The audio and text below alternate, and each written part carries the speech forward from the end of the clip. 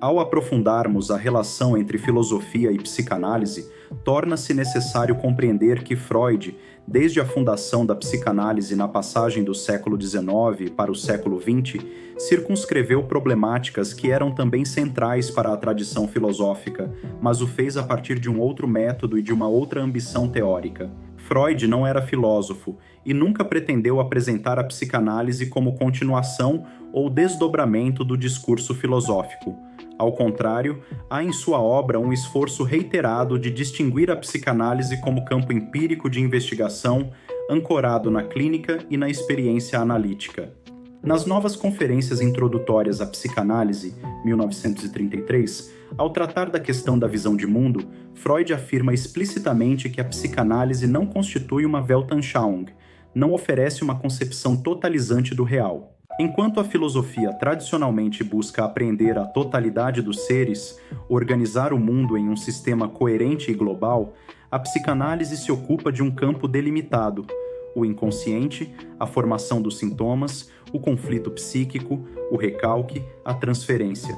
Essa delimitação metodológica é fundamental para compreender o distanciamento freudiano em relação à filosofia.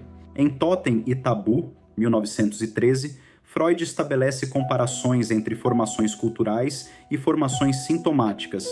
Ele observa que a histeria pode se assemelhar, sob certos aspectos, a uma obra de arte, que a neurose obsessiva apresenta traços que lembram o funcionamento religioso e que determinadas construções filosóficas podem guardar semelhança estrutural com o delírio paranoico.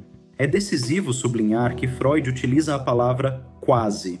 Não há identidade essencial entre filosofia e psicopatologia, mas analogia estrutural. O que está em jogo nessas aproximações é a forma do discurso e o modo como a subjetividade se organiza em torno de determinadas construções simbólicas. No delírio paranoico, há uma tentativa de organizar o mundo segundo uma lógica própria, na qual as palavras adquirem estatuto de coisas, investidas de certeza inabalável. Algo semelhante pode ocorrer, segundo Freud, quando um sistema filosófico se fecha sobre si mesmo e deixa de submeter suas formulações ao teste da realidade. A diferença crucial é que a psicanálise, enquanto método clínico, exige constantemente esse confronto com o real do sintoma, com a resistência, com a transferência, em textos como A Interpretação dos Sonhos, 1900, e Inibição, Sintoma e Angústia, 1926, Freud demonstra que o conhecimento psicanalítico não nasce da especulação abstrata, mas da escuta dos fenômenos psíquicos concretos. A teoria é construída a posteriori, a partir da experiência clínica. É nesse sentido que ele resiste a identificar a psicanálise com um sistema filosófico. Ela não parte de um princípio universal para explicar o homem. Ela parte da singularidade do sujeito e de seus conflitos inconscientes. Quando Freud opõe ciência e filosofia, ele o faz dentro do horizonte científico de sua época, marcado pelo ideal positivista e pela valorização do método empírico. Sua preocupação era proteger a psicanálise das acusações de misticismo ou metafísica. Contudo, essa oposição não elimina as inter-relações.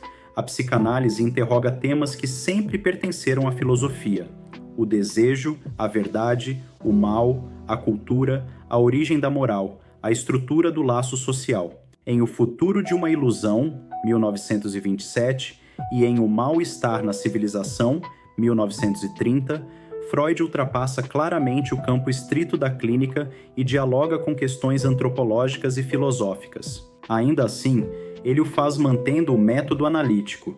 Interpreta as formações culturais como produções psíquicas coletivas, sustentadas por mecanismos semelhantes aos do indivíduo, como a identificação, a sublimação e o recalque.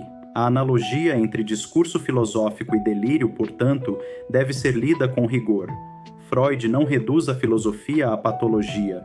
Indica que, quando um discurso não se submete ao confronto com a realidade psíquica e se fecha na coerência interna de seus conceitos, corre o risco de funcionar como sistema autossuficiente. A psicanálise, ao contrário, está sempre atravessada pela resistência do inconsciente, pela irrupção do sintoma, pela imprevisibilidade da transferência. Assim, a diferença fundamental entre filosofia e psicanálise, tal como Freud a concebe, não está na dignidade dos temas, mas no método. A filosofia tende à totalização, a psicanálise trabalha com o fragmento, com o lapso, com o resto que escapa. A filosofia busca a coerência do sistema, a psicanálise confronta o sujeito com sua divisão estrutural. Se há contribuições filosóficas à psicanálise, elas se dão menos como fundamento e mais como interlocução histórica. E se há contribuições da psicanálise à filosofia, elas se manifestam sobretudo na introdução radical do inconsciente, como dimensão constitutiva do pensamento, deslocando o ideal clássico de transparência racional. É nesse ponto que se pode afirmar que a psicanálise não substitui a filosofia, nem a filosofia substitui a psicanálise. São discursos distintos, com métodos distintos, mas que se tocam na medida em que ambos interrogam a condição humana. A originalidade freudiana consiste em ter deslocado essa interrogação para o campo da clínica, da transferência e da escuta do inconsciente. Esta aula é parte de um percurso que não se faz com pressa nem com respostas prontas. A psicanálise se constrói no tempo, no contato com o texto, com o pensamento e, sobretudo, com a escuta. O que foi apresentado aqui não se esgota neste encontro. Ele serve como ponto de apoio para que novas perguntas possam surgir e para que o pensamento continue se aprofundando.